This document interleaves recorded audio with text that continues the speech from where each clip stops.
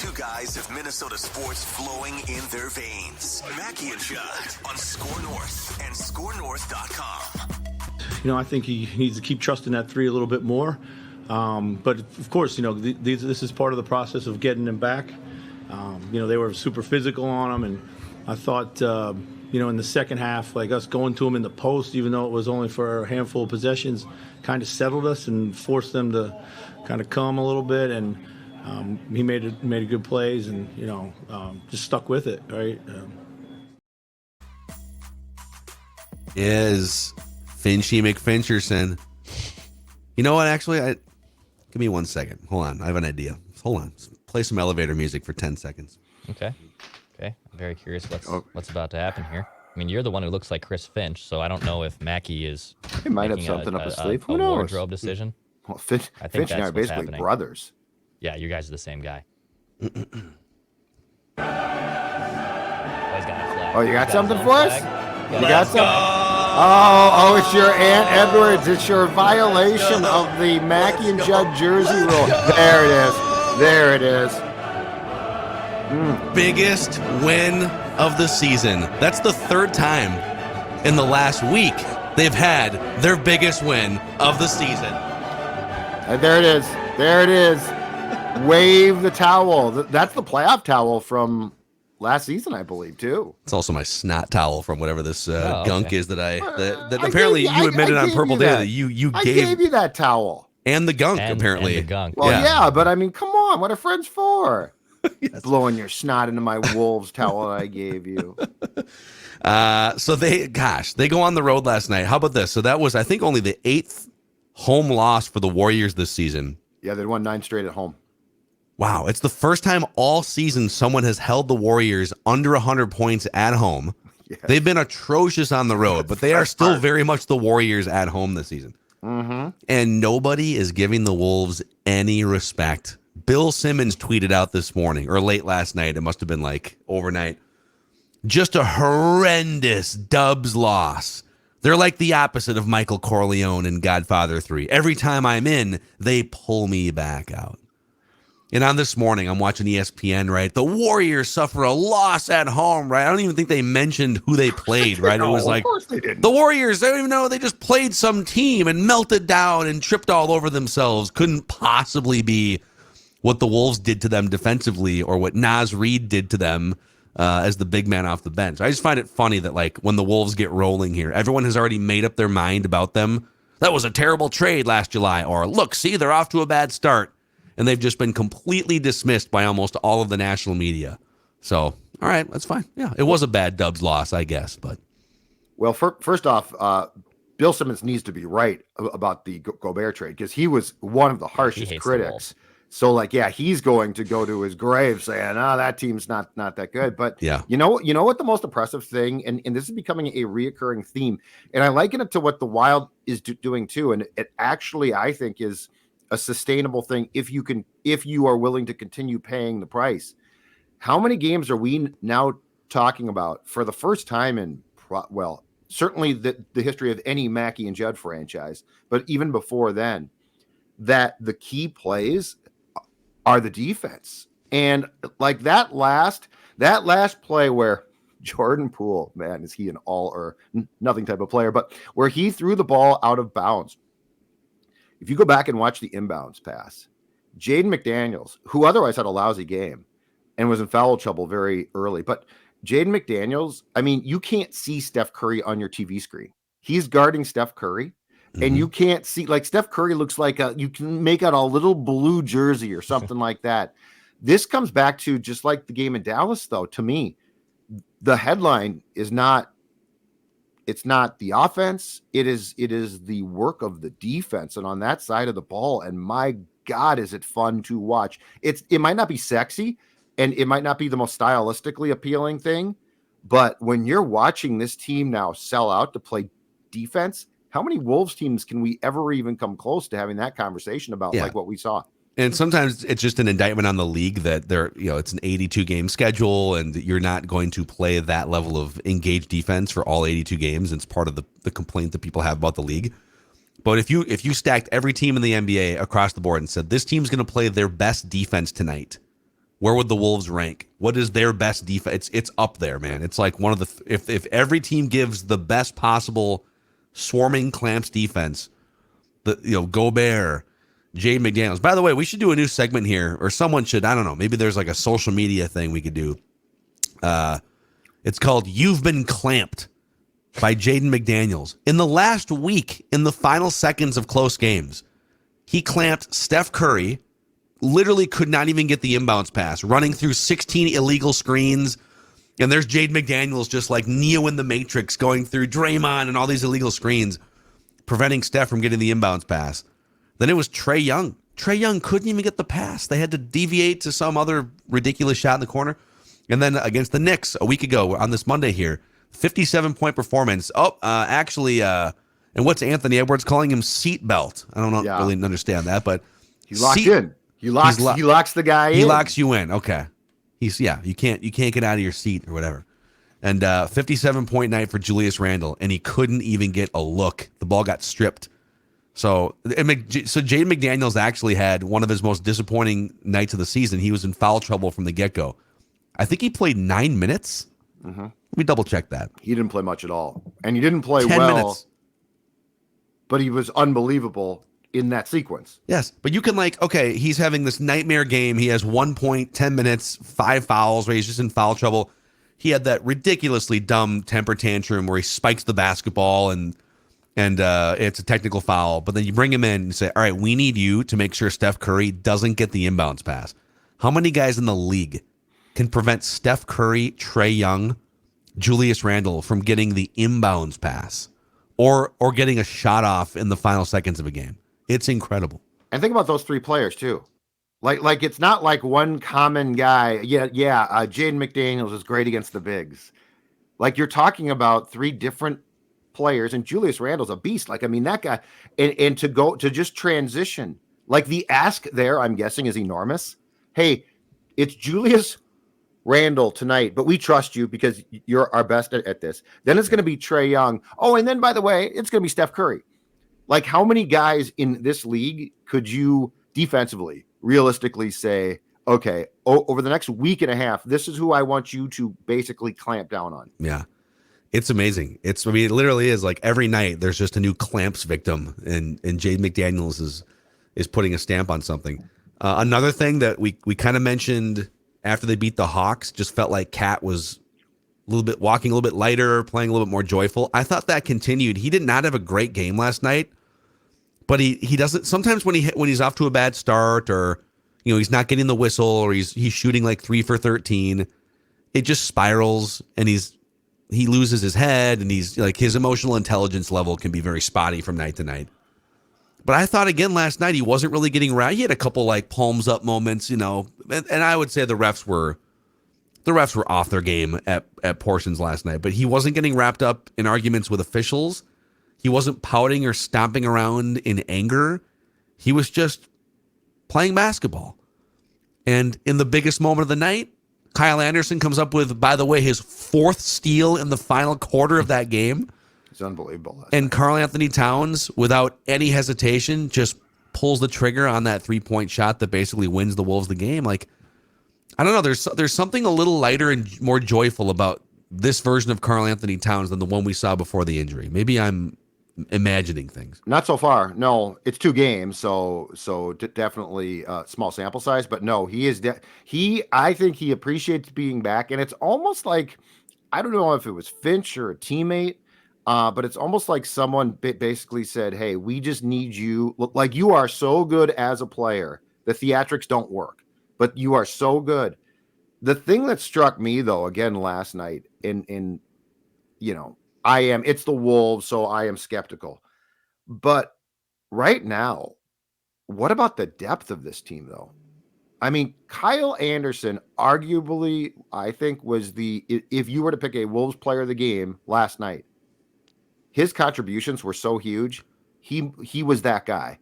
And like, just go through this, and the Gobert Cat thing might not work perfectly ever, but when you can have a lineup that has Gobert and Cat, and then Nas comes in, and Nas has been he's been unbelievable. Like the depth now, And the amount of rotations that you can bring in. I mean, Ant had a terrible game. He came back and had a terrible game. Mm-hmm. And they still won in Golden State. Yeah.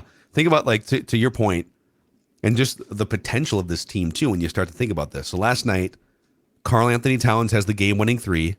Gobert has 18 rebounds. Anthony Edwards comes back from the ankle injury. None of them were among the 2 best players on the court last night. You could argue that Mike Conley was the 3rd best. Conley comes out and hits 4 threes in the first quarter and kind of sets the tone, and then plays clamps defense in the 4th quarter. Naz Reid comes in, drops 23 points. Naz was the only player for the Timberwolves that made more than 5 shots last night. He made 10. And then Kyle Anderson has 5 steals, 4 in the last 12 minutes, plus a bunch of points, assists, rebounds, etc. And I think they've kind of locked in now to this is a 10-man rotation now. So no longer are you going to get the bumbling Jalen Noel minutes. Austin Rivers is there for emotional support. He's not a great player anymore. He's just there for emotional support. And then you got some of the young guys like Nate Knight, and depending on what they do with like Josh Minott, if you need a guy off the bench. But they've got their 5, and then they're mixing in brilliantly Taurean Prince, Kyle Anderson, Naz Reid, Jordan McLaughlin's going to get his 15 minutes, and then Nickeil Alexander-Walker. And we were kind of wondering, so how are they going to wind up? Kyle Anderson and Gobert have great chemistry, and Kyle Anderson's kind of a glue guy he doesn't need shots, right? He can just kind of get out there and make sure the ball gets moving around. And what they've done brilliantly is Kyle Anderson can be out there without a point guard. He can just kind of be your point guard.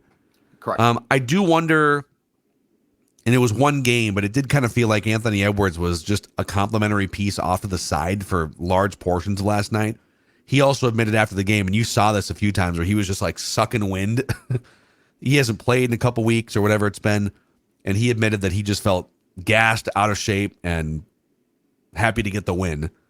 But it did kind of feel like, all right, Ant, go stand in the corner for half of this game. So I do wonder how they reincorporate him once he gets his legs back underneath him. But, even with that, he was tied for the best plus-minus in that game last night. He was a plus 12 when he was on the court. Just being on the court and doing Ant things was good enough in a game in which he wasn't all that great in the box score. I think it's very safe to say this. If D'Angelo Russell is on that team last night, they don't win that game. I think what you've seen now, and this again goes where you can't quantify this with a metric, but I think what we're seeing now is look at the amount of glue guys, not superstars, not stars, glue guys. Conley is a glue guy. Conley will take smart shots, but he's not forcing shots. He takes shots when he is basically told, hey, go ahead and shoot, dude. You're old. Slow-mo, he's another guy. He does nothing that really features himself, but he does everything that gets the best from Gobert or from Cat. Like, if you look at him play, I think what we're going to find now is he'll be a good fit with anyone he plays with, because he's never thinking about his. He's always basically thinking, what can I do? He is the basketball equivalent of a grinder. Yeah. So I really think, though, what they've done and what that Conley trade did is it got you to a point now where it feels like this team is far more professional and far less focused on who gets his.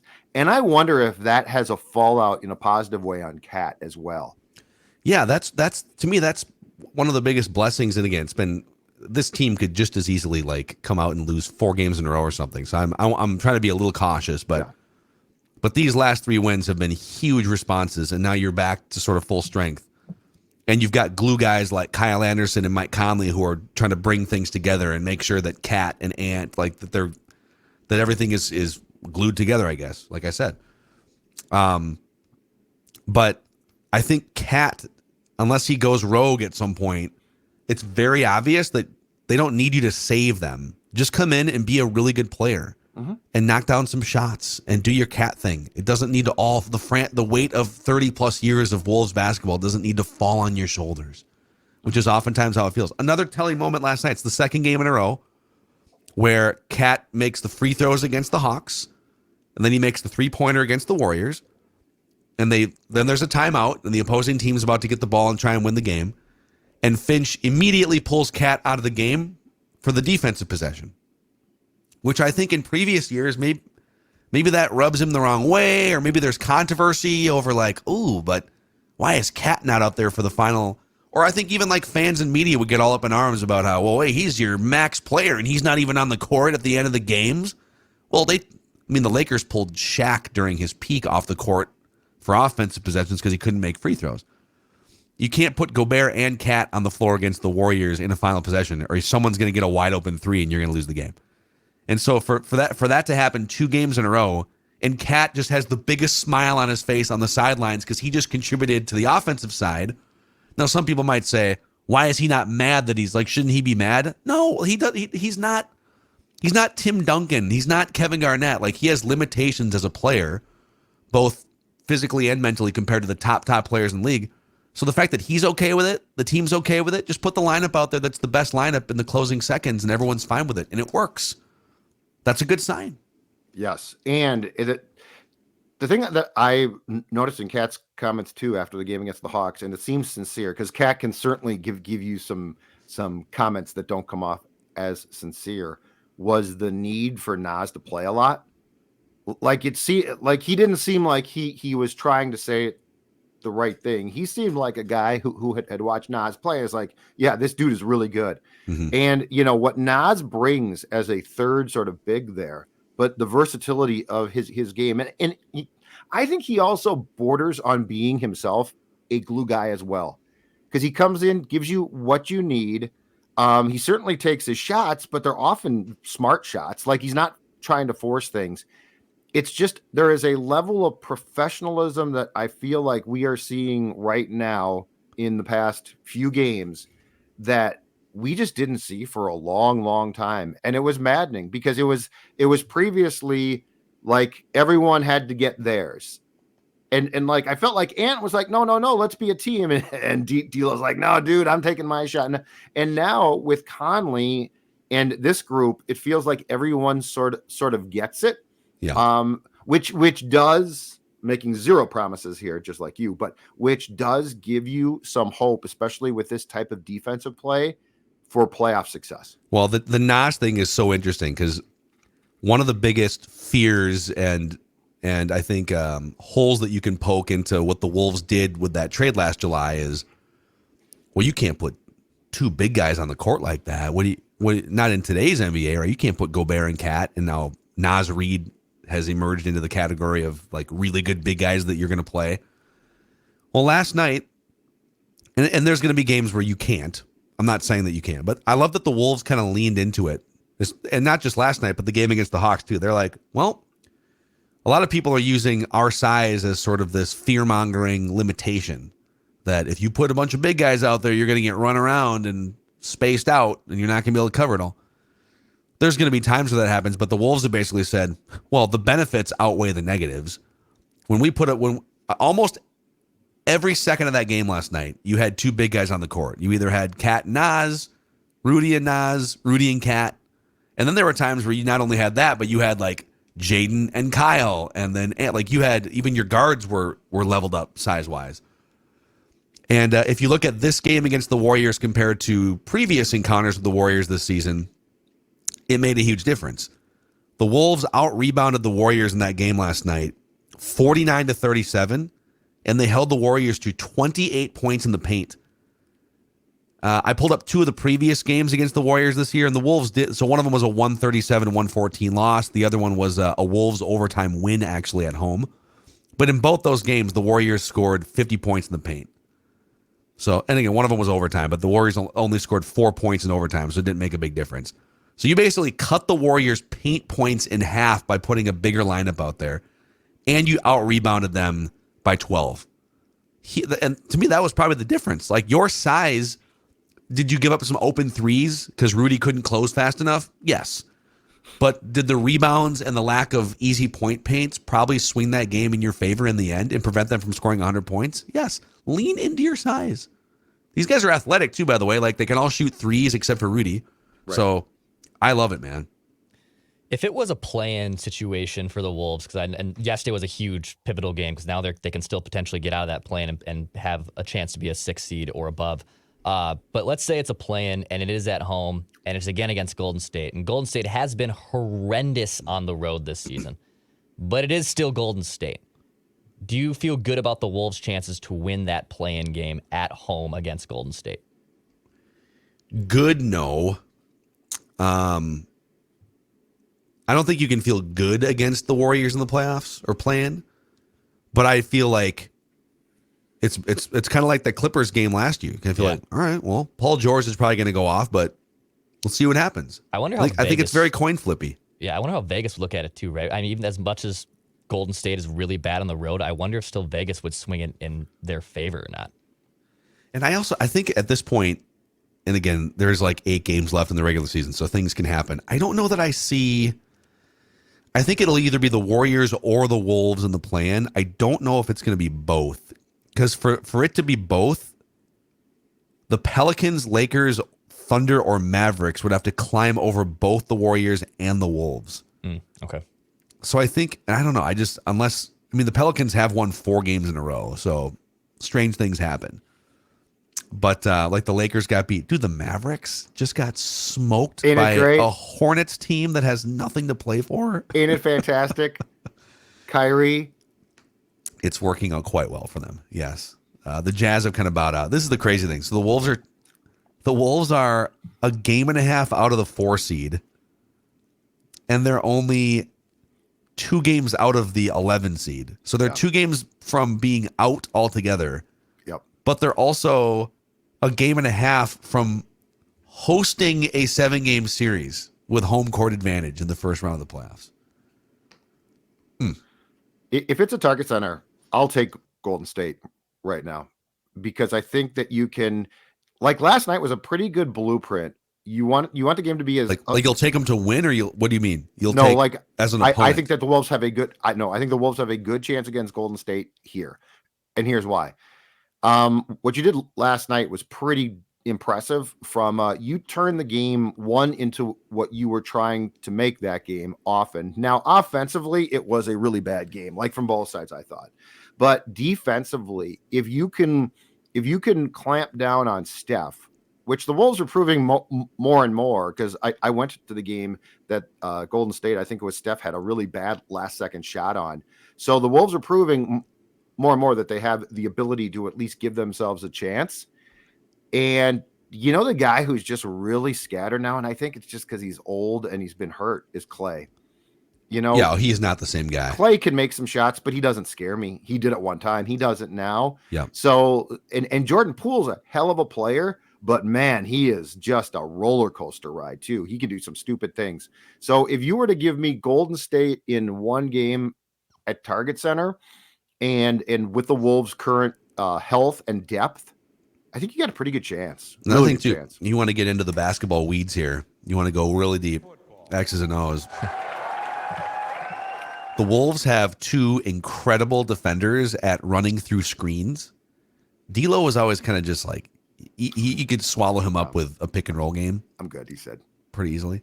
Yeah. But if you watch the Warriors play offense this year or any other year, and like last night, it's Draymond Green handling the ball, doing a dribble handoff to Clay or Steph and setting a screen on whoever's defending them, and then those guys come just boom, like just right around the corner of that screen, and they'll put up a 3, right? And you're not going to be able to shut all of those down. But Mike Conley and Jaden McDaniels can kind of put a wrench into that. Again, you're not going to do it all the time, but those guys get through screens and get a hand in a face, or make you pick up your dribble more often than I think the average defensive pairing does. So how many times last night did Draymond set a screen and Steph comes around and Conley's still there, or it's Jaden McDaniels or Kyle Anderson, and then they have to continue the possession or whatever, and maybe they still wind up hitting a 3 with someone's hand in their face. They are the Warriors, but I don't think anyone has Warriors antidote. But the Wolves have a lot of ingredients that make life hard for the Warriors. I think it's fair to say that. Yes, yes. And Draymond, man, the flopping. You would have to have a long conversation, I would hope, before the play-in game with the officiating crew about the amount of flopping that guy does. That one that they reviewed for a flagrant foul, it's like, okay, you got brushed upside the head. Yeah. But then he has to play it out for 5 minutes like he got knocked unconscious or something. Soccer. That's a soccer move right there. Because if you get up right away, you're giving away that you flop, right? You got to make it. I guess. But he also did the towel act. Like, am I bleeding? Yeah. It's like, dude, you're not bleeding. Calm down, guy. Calm down, guy. Too many reviews last night. I thought Michael Grady nailed it on the commentary. He's like, we've already seen 3 replays of this, and they just now announced that they're going to look at the play. Is there not a more efficient way to do this? Agreed. Well, why can't, here's what I don't get. On a play like that, why can't New York have an answer? So when the official puts his headset on, they're like, challenge successful, Correct. challenge unsuccessful, announce it. You don't need to be involved in some type of process of a conversation for a play like that. And if we're going to go that far, if New York's just going to handle it, do you need to put your headset on? Can't they just like send you a text or a buzz green light, or something? red light. It just lights up. Green light, red light. Yeah. Or maybe there's like, I get it. There's probably some explanation so you can speak into the microphone. But yes, the latest, biggest win of the season for the Minnesota Timberwolves. And a shout out to our friends. I don't know if Wolves eat Nutrisource, but I'm sure they would love it. If you put a little bowl of Nutrisource out, you're out in the out states of area of Minnesota, maybe they would. But we know our dogs love Nutrisource. Maya Mackey, think about how much you have to love Nutrisource to be this excited, as you can see on the YouTube channel, for the same meal every single day. And to be jumping in slow motion too. I mean, how the discipline, the control. How very nice of her to play along. Look at that. This was filmed at live speed too, and she's look at Jump Dog. It's Jump Dog. Forget It's Jump the tongue Man. for me. I love the tongue. Oh, and there is Stella and her friend Ryder, who was just here for a couple days as well. And yes, they did. They dined on Nutrisource because they both love it. Absolutely fantastic. And then you got the training rewards treats, which are a hit. Stella already has gone outside. And who is this, Dex? Oh, we got Vinny with a new little dog bed, upgraded his king size bed. Dude. So when he's having those treats, he's got his little new tiger that he dug out of the Target bag himself when we brought that home. I thought he was like digging into looking for Nutrisource treats. No, he found a new toy in the bag that mom bought him for his Easter basket. And instead, he got it now. So he's got a new bed. He's got new treats in his belly. He's doing well. Look at that face, though. How can you not love that face? What a good boy. That's the content face of a Nutrisource dog right there. NutrisourcePetFoods.com to find a Nutrisource retailer near you. A Flagrant Howls episode will drop today on this Monday as well, with Kyle and I probably just ranking all of the best Timberwolves wins of the season this week. You got so many to choose from. You got a few now, man. It's good. Yep. So, all right, we'll hit you with some statements as well on Mackey and Judd today, and over on Purple Daily, the latest reporting from the Star Tribune on the Kirk Cousins contract negotiations with some interesting new fodder. So check that out too, Mackey and Judd.